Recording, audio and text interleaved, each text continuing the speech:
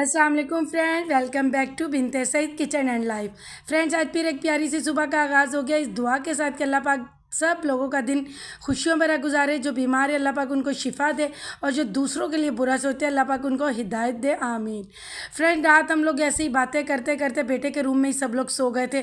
मैंने आपसे पहले भी बताया है कि हम लोग मेरे बेडरूम में हो तो मेरे बेडरूम में सब सो जाते। तो आज ऐसा हुआ कि हम लोग बातें कर रहे थे और वैसे ही यहीं पे ही बिस्तर लगा के सब लोग सो गए थे। तो मैंने सोचा, वैसे तो वो खुद भी कर लेता है, लेकिन मैंने सोचा कि थोड़ी सी साथ बेटे के हेल्प करवा दूँ। तो बेडशीट सेट वेट करवा दूँ इसके साथ और थोड़ा बहुत वो काम खुद कर लेगा। तो इसी तरह मिल मिला के काम हो जाता है। बस हाउस हेल्पर के आने से पहले हम लोग ये काम कर लें। मैं भी साथ लग जाती हूँ ना तो अच्छा लगता है और बच्चों को भी पता होता है और बच्चों को भी आदत है। इसी तरह फिर जब मैं काम करती हूँ तो बच्चे भी मेरी हेल्प करते हैं। सारे हम मिलजुल के इसी तरह ही काम करते हैं। तो आज मौसम भी इतना बारिश बारिश जैसा हुआ है, गर्मी भी इतनी ज़्यादा है। पता नहीं ये गर्मी कब जाएगी। थोड़ा सा मौसम सेट हो जाए ना तो बहुत ही ईजी हो जाएगा हर काम। तो ये मैं इसके पिलो लगा रही थी लेकिन मुझसे सेट नहीं हो रहे थे। मैंने फिर बेटे को बोला कि तुम खुद लगाओ, क्योंकि ये लोग अपने पिलोज खुद लगाते हैं। फिर माशाल्लाह सारा बेड बिल्कुल सेट कर लिया था बेटे ने। तो उसके बाद ना मैंने आपको बताया था कि मैंने सफ़र किया बहुत ही, एक दिन में ही दोनों सफ़र किए। तो मेरे ना थोड़ा सा पैरों में दर्द हो रहा था। मैंने फिर बैठ के बाकी मैंने कहा तुम दूसरा काम कर लो, देख लो कुछ करना है तो मैं ये जो ब्लैंकेट है ये तय लगा लेती हूँ। वैसे तो इनको देख के इतनी गर्मी लगती है, लेकिन जब लेट नाइट होती है ना तो फिर कमरा ठंडा हो जाता है तो फिर सर्दी लगने लगती है। तो फिर ये पतले पतले मैंने एसी के हिसाब से ब्लैंकेट्स लिए हैं। तो फिर वो बच्चे भी ले लेते अगर किसी ने ओढ़ना हो तो, वरना अक्सर ऐसा होता है कि बस निकाल लिए सुबह वैसे ही उठाने पड़ जाते हैं। तो बस ये फजर के टाइम में एसी बंद कर देती हूँ ताकि फिर कमरा ठंडा ही रहता है। अब इसने अपने स्टडी टेबल की भी डस्टिंग कर ली है। बाकी पूरा घर तो नीट एंड क्लीन है। रात को बिल्कुल मैं पूरा सेट करके फिर लेटती हूँ। ये देखिए बारिश होनी शुरू हो गई और ये एक ईगल आके यहाँ पर बैठा हुआ है। मैंने थोड़ा सा क्लोज करके दिखाया है। बारिश हो, ये देखने में ही छोटा लगे, इतना बड़ा सारा था। और देखिए ये दूर से नज़र आ रहा है, दूसरी तरफ कितनी तेज़ बारिश हो रही है। इस तरफ भी शुरू हो गई है। बस अल्लाह खैर वाली बारिश करे, सबके लिए खैर हो बारिश में। अल्लाह पाक से यही दुआ है कि इस बारिश में किसी का कोई नुकसान ना हो। अब ये देखिए इस तरफ से मैं दिखा रही हूँ, ये बड़े टेरेस में से ये देखिए सामने दीवार पे मैंने क्लोज़ करके दिखाया है कि यहाँ पे भी बरसात आनी शुरू हो गई है और तेज़ होती जा रही है। तो बस इसी हिसाब से मैंने कहा अब बारिश हो रही है। पहले तो मुझे समझ ही नहीं आ रहा था मैं आज क्या बनाऊँ, यही सोच रही थी। अब बारिश के हिसाब से ही मैं कुछ रेसिपीज़ आपके साथ शेयर करूँगी। फिर अब बारिश थोड़ी सी तेज़ हो रही है तो मैंने कहा इधर से एक दफ़ा फिर आपको दिखाओ। अब थोड़ा सा दही पड़ा हुआ था, सोचा कि पहले दही फुल्कियाँ बना लेती हूँ और इसे फ्रिज में रख दूँगी। हस्बैंड भी ऑफिस से आएंगे तो उन्हें अच्छा लगेगा खाना। और ये थोड़े से बेसन की मैंने पकौड़ी बनाई है छोटी छोटी, ये बग़ैर प्याज और बग़ैर मसालों के, ये बेटी के लिए मैंने बनाई है। और ये देखिए फुल्कियाँ फ्राई हो रही हैं। इनको मैंने आपके साथ रेसिपी भी शेयर की हुई है। इनको फिर मैं पानी में डालूँगी और उसके बाद पानी थोड़ा सा इसका निचोड़ के मीठा दही ऊपर डाल दूँगी। मीठा दही में चीनी डाल के ग्राइंड कर लेती हूँ, वो थोड़ा सा पतला हो जाता है। उसके बाद चाट मसाला डालें और फिर इसको खाएं। और ये चीज़ें रेडी हो गई। अब ये मैंने बेसन में नमक मिर्च और अजवाइन डालकर मैंने इस तरह पूड़ी के आटे की तरह गूंद लिया। मैं एक बेसन की सब्ज़ी बना रही हूँ जो मैं आपके साथ शेयर कर रही हूँ। इसके मुख्तलिफ नाम है, आप लोग कमेंट में मेरे साथ शेयर करिएगा कि आप लोगों की कंट्री में या आप लोगों के शहर में इसका क्या नाम है। ये मैंने मसाला ग्राइंड किया है, प्याज टमाटर और एक हरी मिर्च लहसुन अदरक, इसको मैंने ग्राइंड कर लिया है। और ये देखिए मैं पतले पतले लंबाई में इसको हाथों की मदद से बेल बेल के कर रही हूँ। आप हमारे में तो ये बेले का सालन बोलते हैं, एले बेले का सालन। अब आप लोग कमेंट में बताइएगा आप लोगों के क्या इसका नाम है सालन का, या बेसन की सब्ज़ी भी कहते हैं। तो और इंडिया में थोड़े मोटे स्टाइल में काटते गोल गोल, उसको गट्टे की सब्ज़ी कहते हैं। आप लोग बताइएगा कि आप लोगों के शहर में से क्या कहा जाता है।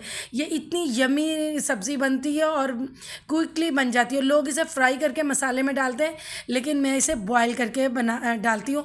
इससे ये सॉफ्ट भी बहुत हो जाती है और खाने में भी बहुत यम्मी लगती है। बस मैं एक चीज़ आपको बताना भूल गई, जब आप बेसन को गूंदेंगे ना तो उसमें थोड़ा सा एक घूंद के करीब ऑयल भी डाल लीजिएगा ताकि ये नरम हो। अब मैं सारा इसमें डाल के बॉईल कर लूँगी 10 मिनट के लिए। अब ये बॉयल हो रहा है, 10 से 12 मिनट आपने इसको बॉयल करना है। ये अच्छे से अंदर तक सॉफ्ट भी हो जाएगा और पक भी जाएगा, कोई इसमें कच्चापन नहीं रहेगा। और बाद में आप इसका पानी गिरा दीजिएगा। और उसके बाद हम एक कढ़ाई में लेंगे ऑयल, अपने बेसन और अपनी सब्ज़ी के हिसाब का कि कितनी हम सब्ज़ी बना रहे हैं। तो उसमें मैंने 2 मीडियम छोटे प्याज लिए हैं और 2 टमाटर, 1 हरी मिर्च और थोड़ी सी लहसुन, थोड़ी सी अदरक लेकर उसको मैंने ग्राइंड किया। और वही मेरे 3 मसाले, हल्दी, नमक और मिर्च मैंने इसमें डालनी है। ये देखिए ये बॉयल हो रहे हैं और दूसरी तरफ हमारा मसाला भी रेडी हो रहा है। मैं ज़्यादा स्पाइसेस आपको पता है नहीं यूज़ करती और ख़ास चीज़ों में यूज़ करती हूँ। तो अपने टेस्ट के हिसाब से आपने ये तीनों मसाले ले लेने और उसके बाद इसको हमने 5 से 6 मिनट के लिए मसाले को भूनना है। तो हमने थोड़ा सा जो हम कच्चा मसाला डालते हैं उसको पहले वो खुद ही भूनता है। उसके बाद ये मैं 3 स्पाइसेस डाल के उसको अच्छे से भूनूंगी। जब आप देखिए अच्छे से भुन गए तो हमने इसको भी अच्छे से बॉईल करके निचोड़ लिया है और वो फिर मैं इस मसाले में डालूंगी और चंद सेकंड के लिए भूनूंगी। आपकी मर्ज़ी है भून लें, नहीं भूनना तो कोई मसला नहीं है। और उसके बाद अपने जितना आपको शोरबा चाहिए आप उतना पानी डाल दें। मैंने ना ज़्यादा डाला था ना कम, बस इतना सा डाला था जैसे ग्रेवी बन जाए और उसी तरह अच्छा होता है। और उसके बाद आपने 5 मिनट इसको तेज़ आंच पे पकाना है और हरा धनिया डालना है और यम्मी सी आपकी बेसन की सब्ज़ी बन के रेडी और तैयार हो जाएगी। और उसके बाद मेरे पास टाइम था, मेरा काम हो गया था और बाकी कपड़े तो मैंने प्रेस पे दे दिए थे। कुछ कपड़े जो मैं घर में करती हूँ तो मैंने सोचा अभी मेरे पास टाइम है रोटियां बनाने में, तो अभी मैं इनको प्रेस कर लेती हूँ। ये हमारा काउंटर स्लैब हमने यही सोच के बड़ी लगवाई थी कि इस पर हम अगर कोई गेस्ट आ जाए तो मैं बूफे सिस्टम भी कर लेती हूँ। इस पर बैठ के बच्चे खाना भी खाते हैं, नाश्ता भी करते हैं और मुझे प्रेस करनी होती है तो मैं इस पर ईज़िली प्रेस भी कर लेती हूँ। बहुत चौड़ा ये हमारा माशाल्लाह काउंटर है। तो बस इसी तरह ही आपके साथ बातें करते करते मेरे सारे काम माशाल्लाह हो गए। बहुत अच्छा दिन गुजरा और बारिश भी हो रही है। बस खैर वाली बारिश हो और अल्लाह ताला सबके लिए खैर करे, कोई नुकसान ना हो। जब मैं सुनती हूँ कि कोई हादसा हो गया तो मुझे बहुत तकलीफ़ होती है। सबको ही होती होगी, बस इसीलिए मैं दुआ दे रही हूँ और दुआ कर रही हूँ। मेरी सारी यूट्यूब फैमिली दुआ करे कि खैर की बारिश हो और ये गर्मी कम हो जाए। गर्मी से बहुत परेशानी हो रही है। इतनी गर्मी होती है कि बच्चों के जब स्कूल खुल गए तो बड़ा मसला होगा।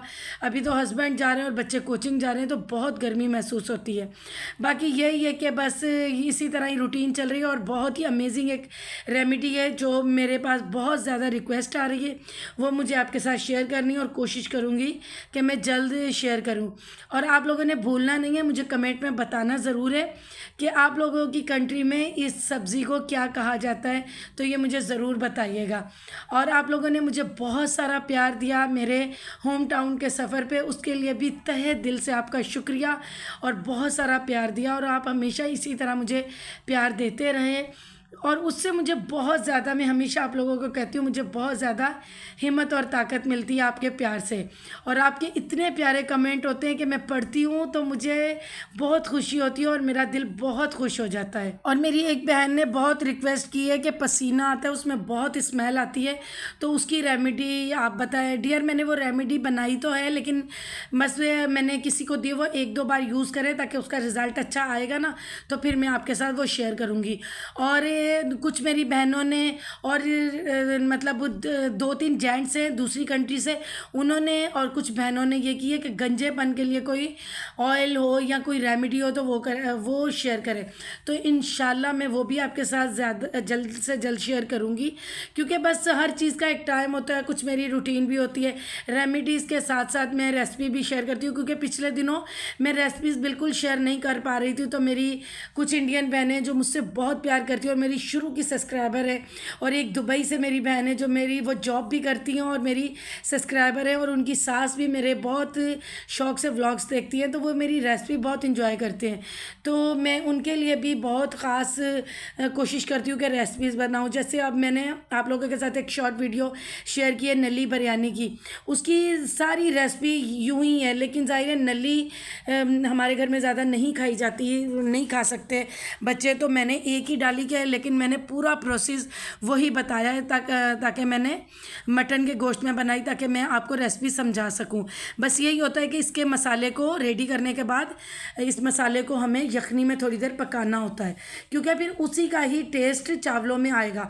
क्योंकि गोश्त तो हमने इसमें डालना नहीं, नली डालनी है, तो इसलिए जो जो नली बिरयानी डाले तो वो यही मेथड यूज़ करे। उससे आपको ये है कि आपकी बिरयानी बहुत ही यमी बनेगी और मतलब हर तरह से अच्छी बनेगी।